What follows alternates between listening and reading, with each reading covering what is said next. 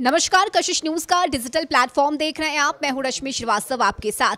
झारखंड में चुनावी सरगर्मी तेज है। ऐसे में बीजेपी चुनाव समिति की बैठक रविवार के दिन हुई और इस बैठक में हर एक विधानसभा सीट से उम्मीदवार कौन होंगे इस पर चर्चा की गई है और 3 नाम को फाइनल किया गया। बता दें कि इस नाम की जो लिस्ट तैयार की गई उस बंद लिफाफे को लेकर बाबूलाल मरांडी दिल्ली गए। दिल्ली में मंथन हुआ, बातचीत हुई और अंतिम मुहर भी नाम पर लगा दी गई है। हालांकि अभी पार्टी की तरफ से इसकी जानकारी नहीं दी गई है, लेकिन आज कशिश न्यूज पर हम आप दर्शकों को इस बात की जानकारी देंगे कि बीजेपी के उम्मीदवार झारखंड में अलग अलग विधानसभा सीट से कौन होने जा रहे हैं। इसके साथ ही आपको हम आज ये भी बताएंगे कि आखिर झारखंड में बीजेपी, आजसू और जेडीयू कितने कितने सीटों पर चुनाव लड़ेगी, यानी कि आपसी तालमेल किस तरह से बिठाया गया है, कितनी सीटों पर सहमति बनी है, ये आपको बताएंगे। इसके अलावा देखिए, आज हम आपको ये भी बताएंगे कि आखिर सरयू राय जमशेदपुर पूर्वी से चुनाव लड़ेंगे या फिर जमशेदपुर पश्चिमी से।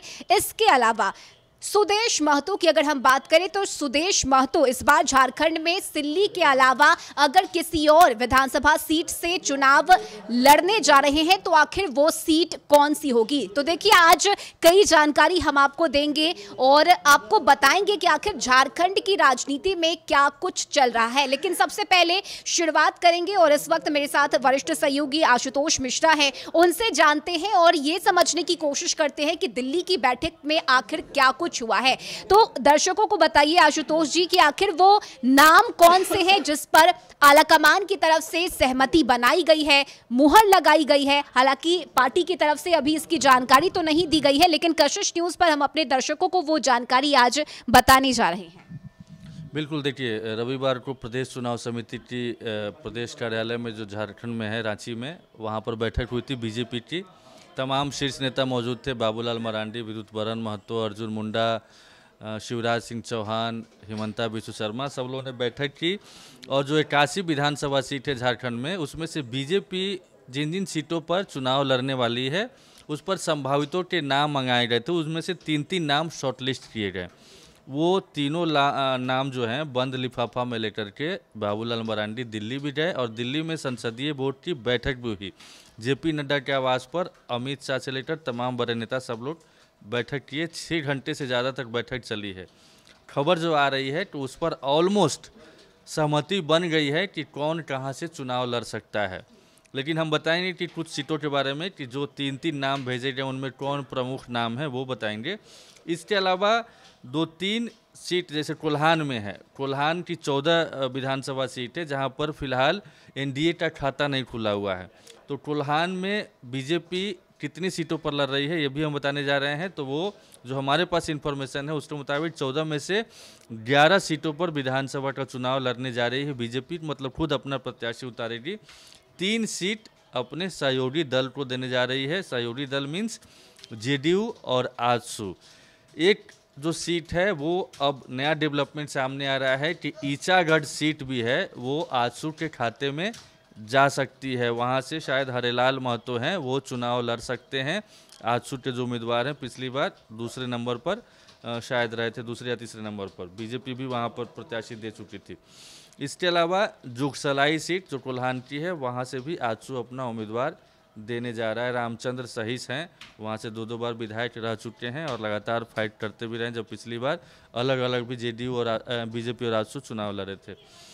अब सरयू राय की का जो सवाल है, तो सरयू राय जमशेदपुर पूर्वी या पश्चिमी, अभी तक जो खबर सामने आ रही थी उसके मुताबिक जमशेदपुर पूर्वी, जहाँ से वो निर्दलीय विधायक चुने गए हैं रघुवर दास को हरा करके, तत्कालीन मुख्यमंत्री को हरा करके, उनकी अब भी दिली इच्छा है कि वहीं से चुनाव लड़े। और अब इससे पहले कहा जा सकता है कि वो या नीतीश कुमार या जेडीयू ये चाहता भी था, बीजेपी के सामने में ये मांग रख चुका था कि हमें पूर्वी सीट ही चाहिए। लेकिन अब सरयू राय का जो बयान आ रहा है उसके मुताबिक वो थोड़े से फ्लेक्सिबल दिख रहे हैं, यानी कि हो सकता है कि वो पूर्वी के बजाय पश्चिमी, जमशेदपुर पश्चिमी से भी, जहां से वो विधायक रह चुके हैं, बन्ना गुप्ता को हरा चुके हैं, जो वर्तमान में कांग्रेस के विधायक हैं और स्वास्थ्य मंत्री भी हैं झारखंड सरकार में।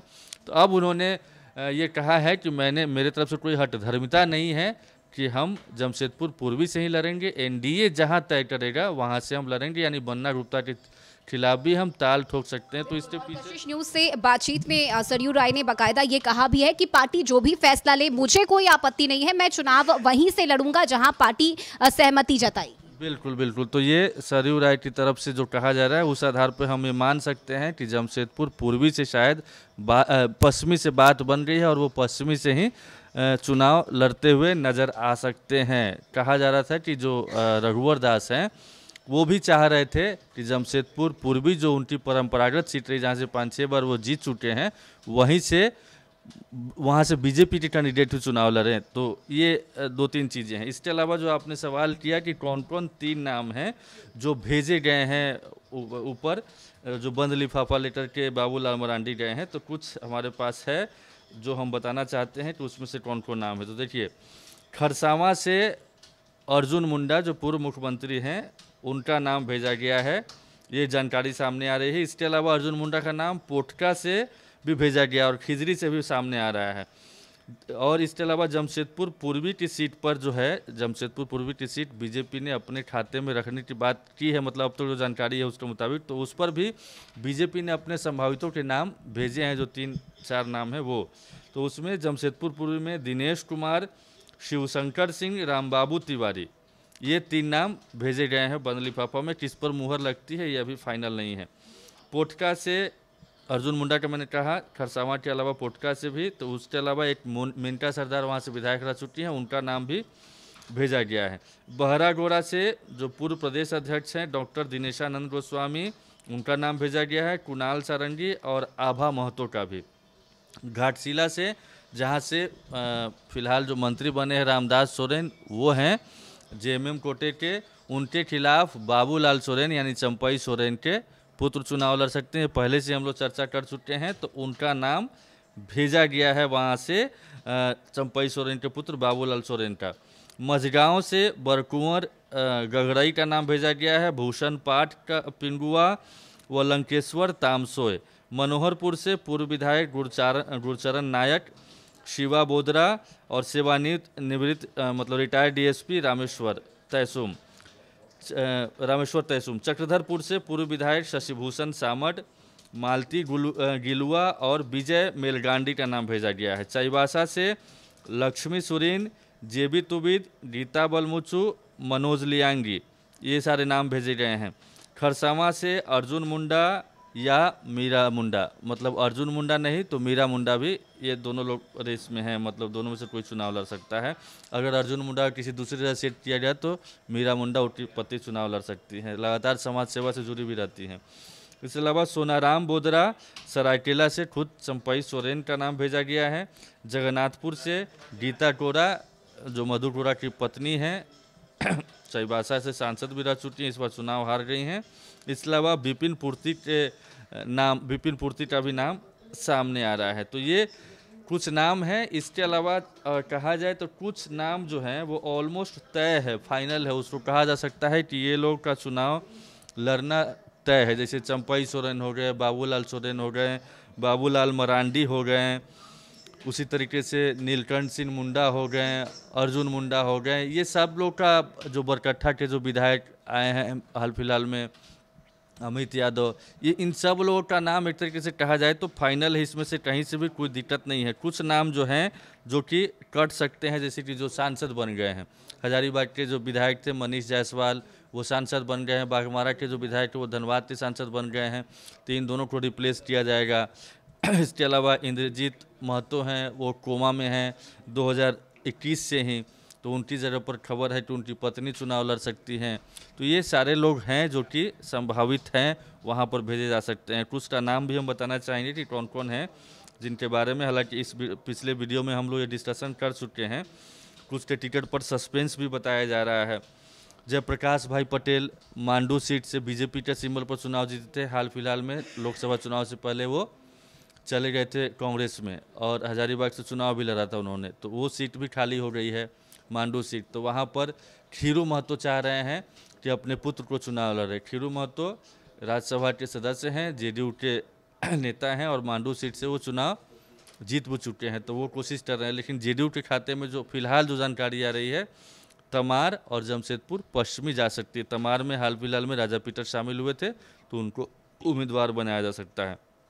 इसके अलावा खबर ये भी है कि अगर सिमरिया सीट आजसू के खाते में जाती है, जैसे कि अब ईचागढ़ सीट पिछले जो 8-9 नाम हम लोग बता रहे थे उसमें ईचागढ़ प्लस हो गया है, तो सिमरिया शायद ना मिले। लेकिन सिमरिया अगर जाता है तो सिमरिया में बीजेपी के सिटिंग विधायक हैं कृष्ण कुमार दास, वो सीट आजसू को मिल जाएगी, तो यहाँ से भी आजसू कोई नया उम्मीदवार उतार सकता है, मतलब इनका टिकट कट सकता है इसी सूरत में। इसके अलावा सीपी सिंह, समरी लाल, रामचंद्र चंद्रवंशी, आलोक चौरसिया, इन सब लोगों का नाम, राज सिन्हा, इस सब के नाम पर सस्पेंस है, तरह तरह की चर्चा हो रही है। अभी तक फाइनलाइज नहीं हुआ कि कौन कहाँ से चुनाव लड़ सकता है।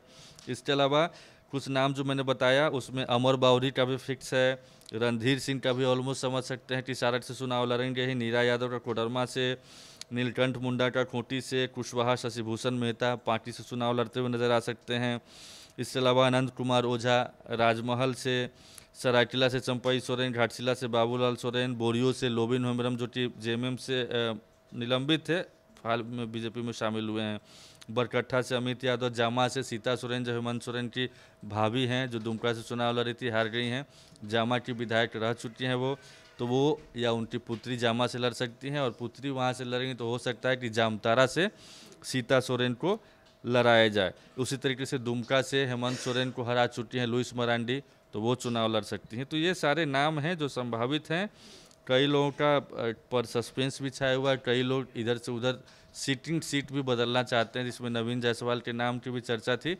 फाइनल कहीं से भी कुछ नहीं है, ये हम लोग सब संभावना जता रहे हैं कि ऐसी चीज़ें, और या जो हमारे पास जो इन्फॉर्मेशन आ रही है उस आधार पर हम लोग बात कर रहे हैं।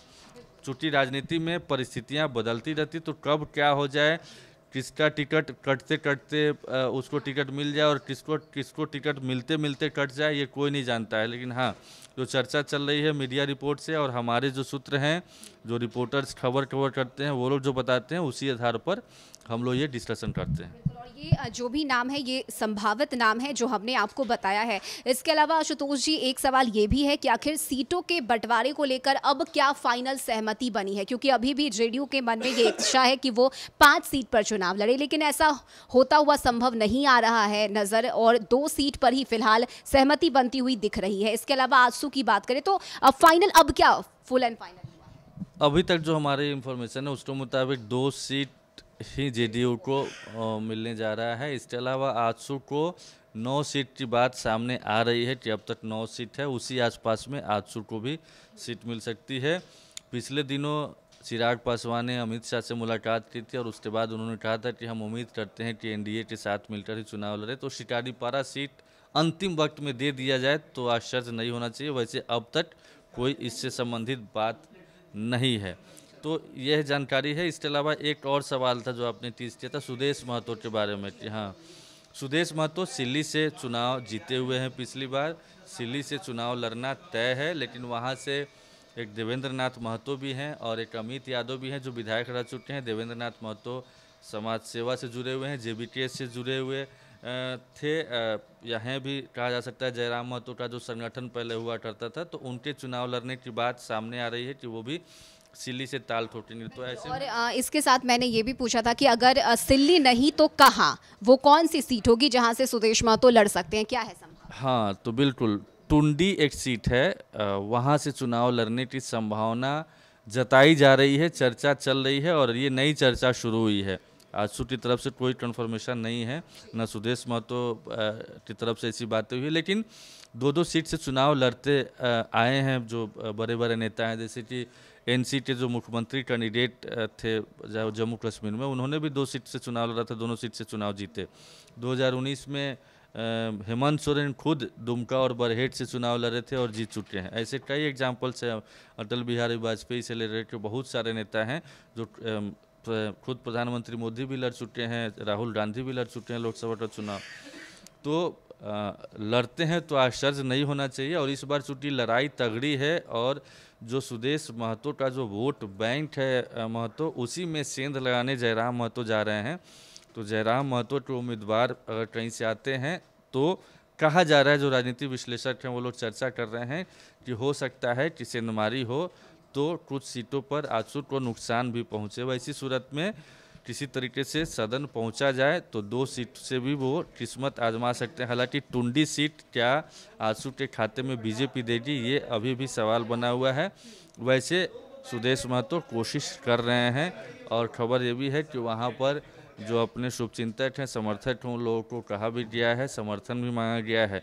तो एक नाम सामने आ रहा है कि सिल्ली के अलावा टुंडी से भी वो ताल ठोक सकते हैं। जयराम महतो ने भी कहा है कि डुमरी से चुनाव लड़ने जा रहे हैं, ऐलान कर दिया है। एक और सीट है, वहाँ से भी वो ताल ठोकने वाले हैं, गोमिया सीट के बारे में, जो फिलहाल आजसू के खाते में है। तो इस तरीके से हो सकता है कि इस बार 2-3 जो बड़े नेता हों वो 2-2 सीट से चुनाव लड़ते हुए नजर आए।